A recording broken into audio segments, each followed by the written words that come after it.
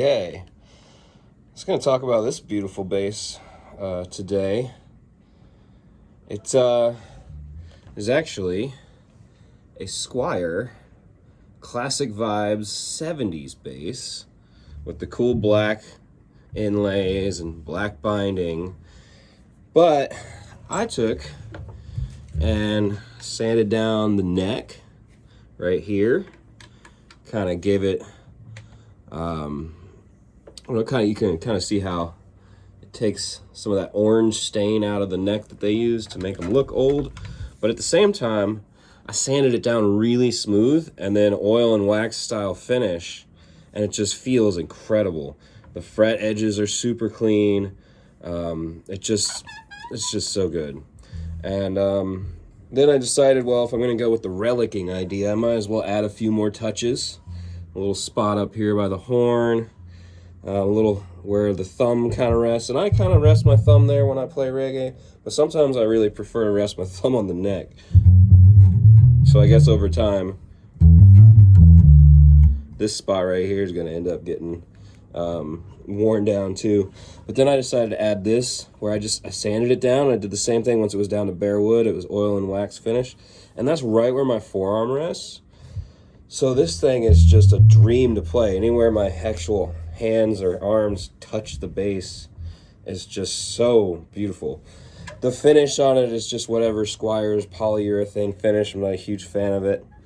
Then I added some relic fender plates that you can get on online, and then also I upgraded the control plate with another relic piece, but it's also upgraded to like Fender custom shop grade pots and wiring and everything, old, period correct wirings and things like that. The only thing left to do would really be to replace the pickups. I've been looking at some different pickup options to go to like this being it sounds like an old classic passive bass. There's no active circuit in it. It's just volume tone, like passive jazz bass. And that was the intention of it. And it was also kind of a tribute Family Man, Family Man from the Wailers, and he had always played these old Fender jazz basses, 70's jazz basses, so I kind of got this in tribute to him as well. But once I put some flat wounds, some Olinto is their Labella brand Olinto flats, which supposedly have a little bit more of a round wound type of a transient, but it still has that sort of flat response, flat wound string style response. Really kind of punchy on the transient and the attack of the note, but then still has that boom, boom, boom kind of flat wound, but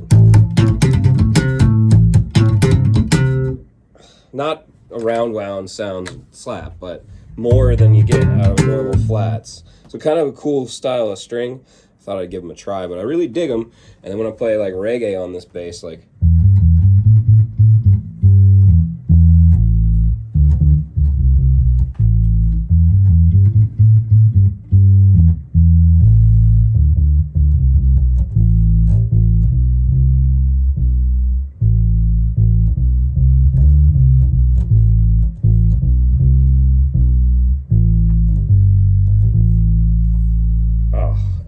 this is a beast. It's a reggae beast. As a matter of fact, this bass sounds great.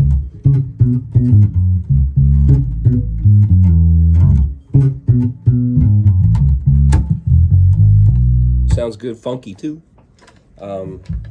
Just really great little passive jazz bass workhorse. Obviously, a Squire. But why not start with a cheap platform? A few little upgrades and this thing's awesome. I also throw these strap locks on all my basses. I ended up settling on Diodario brand. Just kind of liked the design of them the most out of the ones I'd seen. So I use those on like basically all my straps. And yeah, the Reggae King.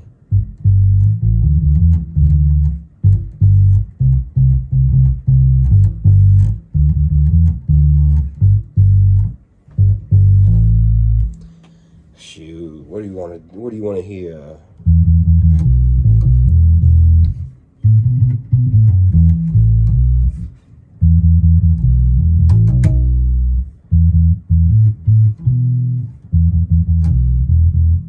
Huh, that's not the line. Check it.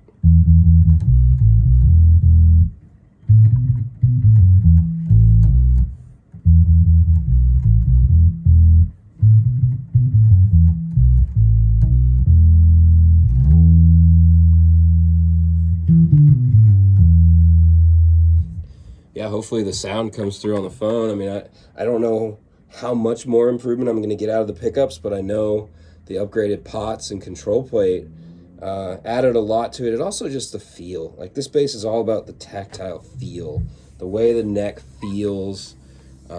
This little spot where my arm rests on it versus the sticky, polyurethane, especially when you start sweating and you're playing a lot. And when I'm playing shows, like, I'm moving, so I'm sweating a lot.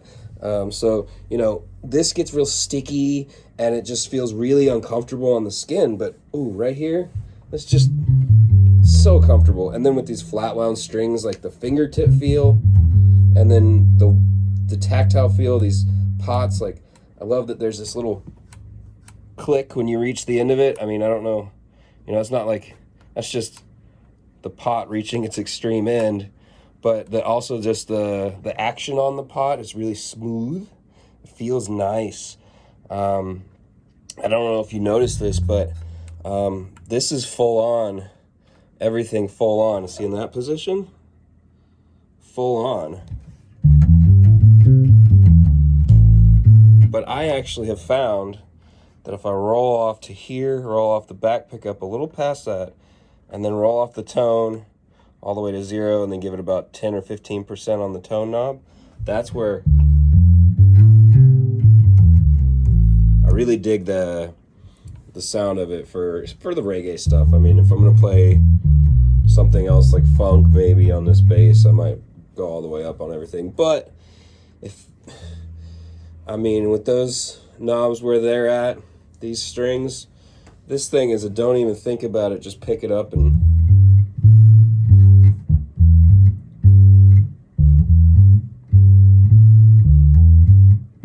just start moving with it. Oh, it's so great.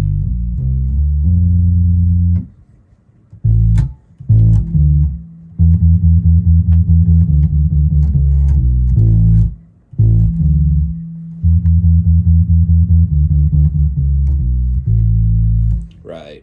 So, yeah, just wanted to show you all around this cool bass.